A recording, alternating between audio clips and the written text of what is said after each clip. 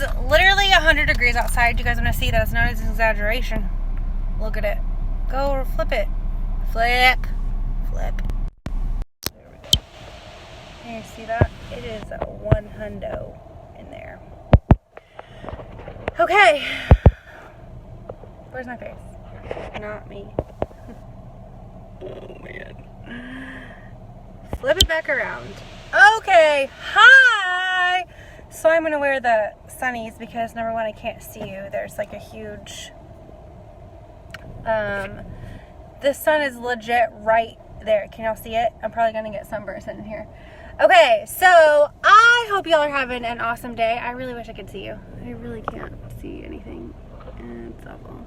Okay, I'll just wait for y'all to pop on. Okay, sunglasses it is. So, since I can't see anything, and I'm not about to drive, I figured that I would come on today and do a short little ditty on Word Up Wednesday. And I know if you've seen on my main feed, I already did a Word Up Wednesday with Trader Joe's because I just couldn't help myself to eat those freaking potato chips. But if you don't know what I'm talking about, go to my main page and you'll be able to see the patio potato chips, and they are bomb AF.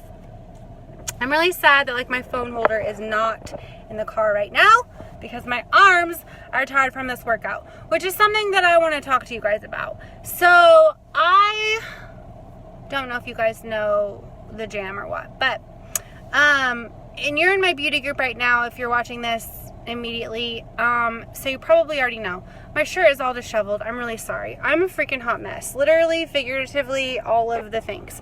So, since Grief and Cancer 2016, 2017, I've really struggled with, like, feeling like crap. And I don't really know if it's depression. This is a hibiscus mint tea from Summer Moon, and I added honey in it. Y'all, it is bomb. Okay, I don't really know if it is depression. I've never been diagnosed. The therapist and I didn't talk about it, but I feel like that's what it is.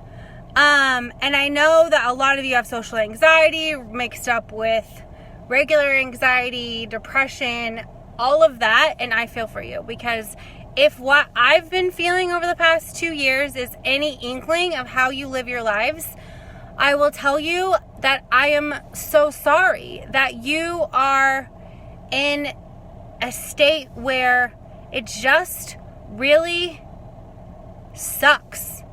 And I'm not saying that to be on a high horse or a soapbox. I'm saying that because if it takes me kicking my ass in the gym 5 days a week to feel normal-ish, and I just feel like I have a tad bit of anxiety and depression, I cannot imagine what y'all go through if this is an everyday, in and out, always black cloud kind of life.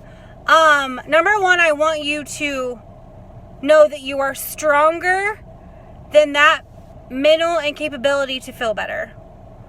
I want you to know that number two, you're not alone. And I know that at this point in time, suicide rate in young children is astronomical due to social media and the internet. So I'm trying my damnedest to like uplift, empower, and validate everyone. Like if that is what helps me, plus being in the gym stupid amounts of time, to feel better, I'm going to keep doing it. So if someone wants to talk bullcocky about it, then they just can go about their day. Which they have from time to time, and they don't understand why I sell the makeup, or why I want to be encouraging, or why I'm trying to do everything in my power to not only like make myself feel better, but also like walk around with confetti cannons. Y'all know confetti like cures everything, right? I really can't see your comments. I'm gonna have to read them later, but I see that there are white boxes popping up, so I'm happy that y'all are paying attention. I love ya. Good day. And I just feel like mental health in this country is something that we never freaking talk about. And I don't know if I sound cliche, I've always tried my best to be optimistic, but I'll tell you, when the death of my grandma and then thyroid cancer, like 6 months, not even 6 months, 4 months later kicked in, I was like, what the hell is going to happen next? Like, what bad is next? Like, they always say that things, good or bad, kind of come in threes, right? Celebrities pass away in threes. Like, it's just weird how things, and that's my favorite number. I was like, you know what? If there's one more thing, and there was, stay tuned, that I have to get over, I just don't know how that's a possibility. And then I realized, like, I am living next to my adorable husband, who is also, this is number 3, having anxiety and has had panic attacks, and we're not doing a good job of taking care of each other. We're still working through that, you guys. Like, I know that there are things that we need to work on in our marriage together and separately that is just so devastatingly humble to me as a person who basically feels like failure is not an option. I feel like there are a lot of people that rather than having arguments on the kitchen floor, and if you guys know anything about our marriage, if it's ever something really bad, we sit on the kitchen floor and we have an argument or a discussion, because it's a very small space. No matter how big our kitchen will be in our lives, there will be an island in between the stove and the countertop. Like, we're gonna find a small space on the kitchen floor for us to, like, literally talk about stuff, because we have to look directly at each other. We can't get away from each other, essentially. It's basically like we're having an argument inside of a closet, but there's a little bit more room, and it's typically cooler because it's laminate. So there's my trifecta, y'all. Like, that's my trifecta, and every day, no matter how mundane or routine or tired or stressed or pissed or often encouraged or not encouraged or bogged down by the shit of the day, by the run of the day, by the mess of the day, if you're Anna Nellick, you all know that song, right? I have to be better. I have to be grateful. I have to be determined to be in a different state every day. So, last October, I started to do the 5 to Thrive with Rachel Hollis. And I did it for a good month, and I really have been trying to do things in more of a habit-forming manner. So, earlier today I posted my cardio circuit workout that I'm going to try to do 3 times a week. And then the other 2 days, whether it's in succession and I take the weekend off, or it's a Tuesday through a Wednesday, or whatever, the other 2 days I'm going to wake up a half an hour early than I normally do, get myself right out of bed, which is the worst thing for me. I am a sleeper to the core, and I will sleep and snooze 17 times until I know I can hop in the shower and leave my house in 10 minutes. It's the worst procrastination ever. I'm going to try to wake up an extra half an hour every day, put my ass outside with a yoga mat, turn on the Down Dog app. Can't talk. All the D's in this topic are really just throwing me for a loop. Throw on the Down Dog app and do yoga for 30 minutes. It will help strengthen me. It will help center me. If you guys do this thing called meditation, it'll probably do that for me too, even though I am not a heebie-jeebie kind of girl, even though I just ordered a Bloody Buddy Diva cup for my vagina. Anyway, you got more on that later, okay? So, I just know that as a former Division I athlete, I know that exercise is huge for me. Since surgery, When I went in for surgery, I was 167. Post-surgery and the workouts, and I know muscle weighs more than fat. I know 80% is in the kitchen, 20% is exercise. I'm working on that. I really love carbs. Keto is really hard for me. Low carb, I'm like medium carb.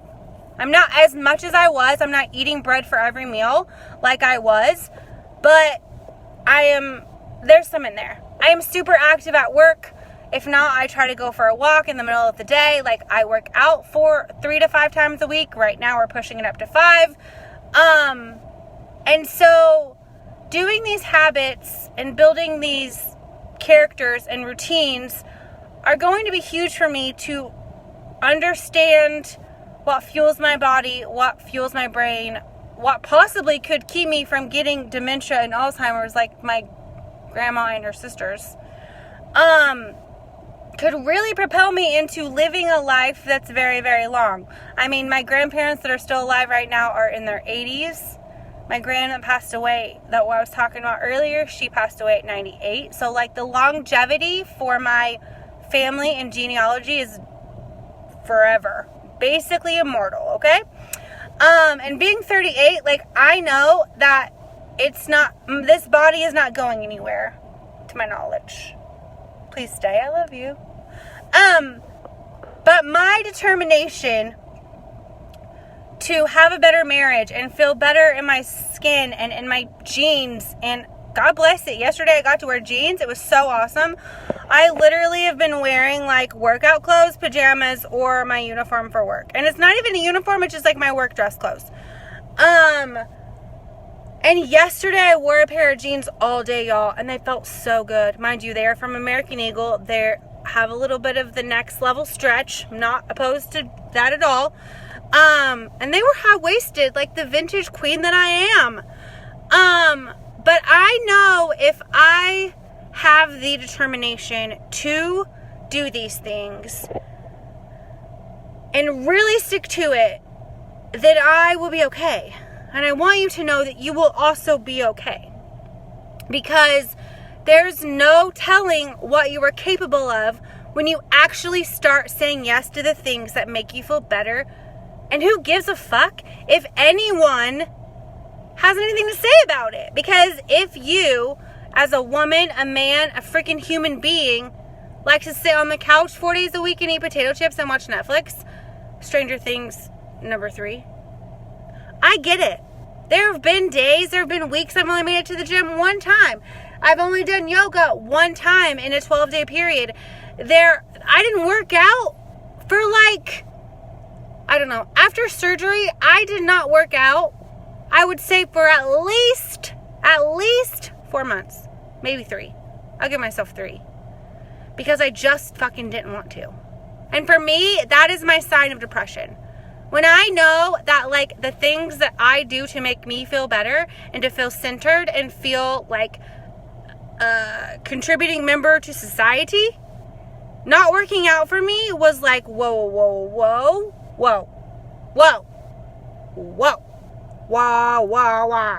There is something really wrong.